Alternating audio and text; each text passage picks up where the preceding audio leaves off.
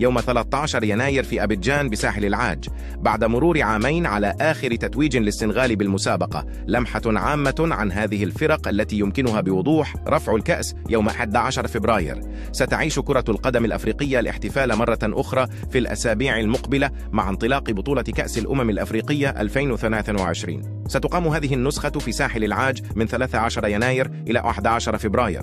كما هو الحال في كل نسخة، يمكن للعديد من المنتخبات الإفريقية أن تفوز بالتتويج النهائي، وبالتالي تخلف السنغال التي فازت بكأس الأمم الإفريقية الأخيرة.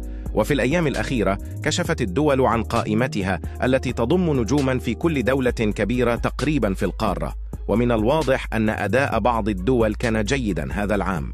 تهدف ساحل العاج باعتبارها الدولة المضيفة إلى استعادة الكأس التي استعصت عليها منذ عهد هيرفي رينارد في عام 2015 مع المدرب جان لويس جاسيت وتشكيلة قوية تضم هالر، كيسي، سانغار، سيكو فوفانا ونيكولاس بيبي. يمكن أن تحقق الأفيال نجاحا كبيرا.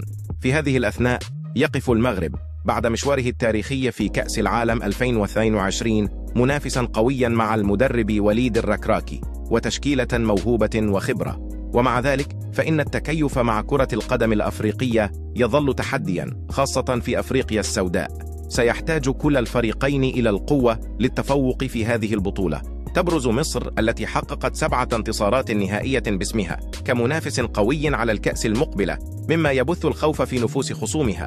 ومع التقدم التكتيكي المثير للإعجاب تحت قيادة المدرب روي فيتوريا والتشكيلة القوية والأداء القوي الأخير، فإن الفراعنة يمثلون تحديا صعبا. يظل حامل اللقب السنغال بقيادة أليو سيسي قوة لا يستهان بها، على الرغم من خسارة بعض اللاعبين الأساسيين أمام المملكة العربية السعودية. فإن العمق المثير للإعجاب للفريق يشير إلى أنه قادر على التنافس ضد أي خصم أفريقي. وشدد سيسي على إنجازات الفريق وحث المراقبين على الاعتراف بنجاحهم المستمر على مدى السنوات ال6 أو ال7 الماضية. الجزائر التي تسعى إلى الخلاص بعد عام 2028 المليء بالتحديات عادت بكل عزيمة، وتحت قيادة جمال بالماضي يتباهى الثعالب بفريق مثير للاهتمام قادر على هزيمة أي منافس.